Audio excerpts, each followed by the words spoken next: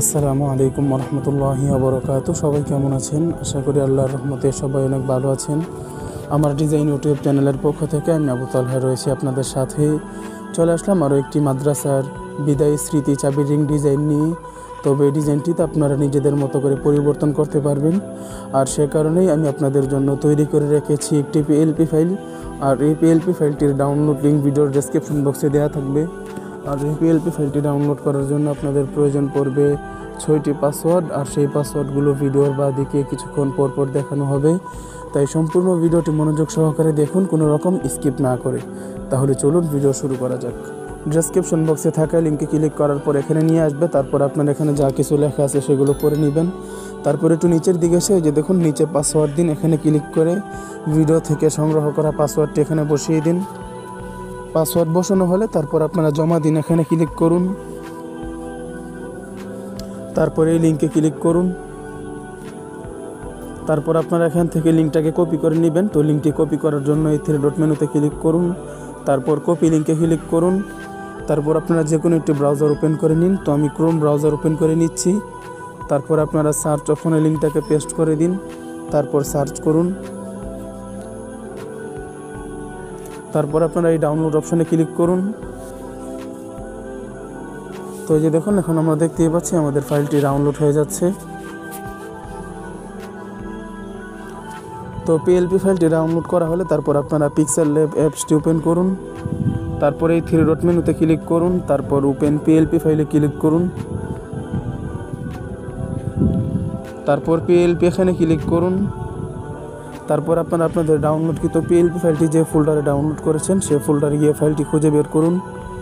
এই যে দেখুন আমার ফাইলটি এখানে এসে গেছে। তো আপনারা ফাইলটিতে একটি ক্লিক করুন। তারপর ওপেন অ্যান্ড অ্যাডে ক্লিক করুন। তারপর ওকে ক্লিক করুন। তারপর ব্যাকে ক্লিক করুন। তো এই যে দেখুন এখন আমরা দেখতেই পাচ্ছি আমাদের ডাউনলোডকৃত পিএলপি ফাইলটি এখানে এসে গেছে। তো আপনারা এই ফাইলে থাকা প্রত্যেকটা লেয়ার দেখার জন্য এখানে ক্লিক করুন। এই যে দেখুন আমি আপনাদের সুবিধার্থে এখানে প্রত্যেকটা লেয়ার আলাদা করে দিয়ে রেখেছি। তো আপনারা দেখতেই পাচ্ছেন। তো এখন আমরা দেখব কীভাবে আপনারা এই ফাইলে থাকা লেখাগুলি পরিবর্তন করবেন। তো সেজন্য আপনারা যেই লেখাটা পরিবর্তন করতে চান সেই লেখাটার উপর ডাবল টাচ করুন। তো সেজন্য আমি নামটি পরিবর্তন করে দেখাচ্ছি। তো সেজন্য আপনারা নামটিতে ডাবল টাচ করুন। তারপর আপনারা আপনাদের পছন্দ মতো একটি নাম দিয়ে দিন। নাম পরিবর্তন করা হলে তারপর আপনারা ওকে ক্লিক করুন। তো এই যে দেখুন এখন আমরা দেখতেই পাচ্ছি নামটি খুব সুন্দরভাবে পরিবর্তন হয়ে গেছে। তো আপনারা যদি নামটিকে একটু বড় করতে চান তাহলে প্রথমে এখানে ক্লিক করুন। তারপর আপনারা এই সাইজ অপশনে ক্লিক করুন। তারপরে প্লাস আইকনে ক্লিক করতে থাকলে নামটি আস্তে আস্তে বড় হয়ে যাবে। তো তারপর আপনারা টিক মার্কে ক্লিক করুন। তো আপনারা যদি নামটির কালার পরিবর্তন করতে চান তাহলে এই কালার অপশনে ক্লিক করুন। তারপর আপনারা এখান থেকে আপনাদের পছন্দ অনুযায়ী কালার সিলেক্ট করে নিতে পারেন। তো আমি আপাতত হলুদ কালার দিয়ে সিলেক্ট করে নিচ্ছি। তো তারপর আপনারা টিক মার্কে ক্লিক করুন। তো আপনারা সেমভাবে করে ফাইলে থাকা অন্য লেখাগুলি খুব সহজেই পরিবর্তন করতে পারবেন। তো এখন আমরা দেখব কীভাবে আপনারা আল উলুম যে আরবি ক্যালিগ্রাফিটি রয়েছে সেটিকে কীভাবে পরিবর্তন করবেন। পরিবর্তন করে আপনারা আপনাদের মাদ্রাসার ক্যালিগ্রাফিটি বসাবেন।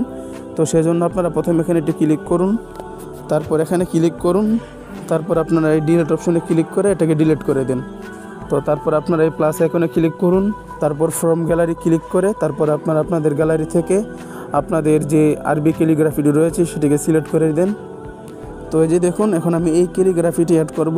তো আপনারা একটা বিষয় লক্ষ্য রাখবেন, অবশ্যই আপনাদের ক্যালিগ্রাফির ব্যাকগ্রাউন্ডটি সাদা হতে হবে। তো তারপর আপনারা টিক মার্কে ক্লিক করুন। তো তারপর আপনারা একটু এদিকে এসে এখানে ক্লিক করুন। তারপর এখানে ক্লিক করুন, তাহলে এটার ব্যাকগ্রাউন্ডটা রিমুভ হয়ে যাবে।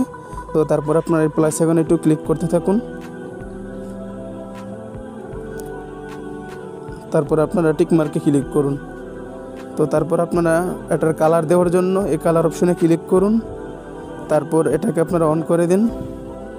তারপর আপনারা এখান থেকে আপনাদের পছন্দ অনুযায়ী কালার সিলেক্ট করে নেন। তো আমি আপাতত হলুদ কালার দিয়ে সিলেক্ট করে নিচ্ছি। তো তারপর আপনারা টিক মার্কে ক্লিক করুন। তো তারপর আপনারা এখানে ক্লিক করুন। এখানে ক্লিক করে তারপর আপনারা এটাকে আস্তে আস্তে মাইনাসের দিকে নিয়ে যান, তাহলে এটা ছোট হয়ে যাবে। তারপর আপনারা হাত দিয়ে ধরে এখানে এনে বসিয়ে দিন সুন্দরভাবে।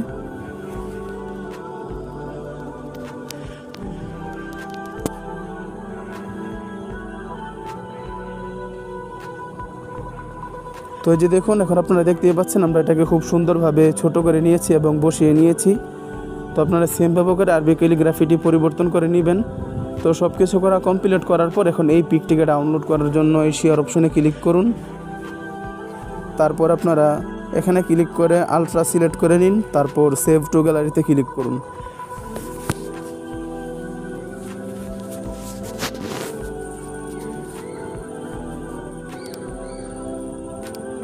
তো পিকটি ডাউনলোড করা হলে এখন আমরা গ্যালারি থেকে দেখব পিকটি কেমন হয়েছে বা কতটা ক্লিয়ার হয়েছে। তো যে দেখুন এখন আমি গ্যালারি থেকে পিকটি ওপেন করে নিয়েছি, এখন আমি আপনাদেরকে জুম করে দেখাচ্ছি। তো আপনারা দেখতেই পাচ্ছেন কতটা ক্লিয়ার হয়েছে।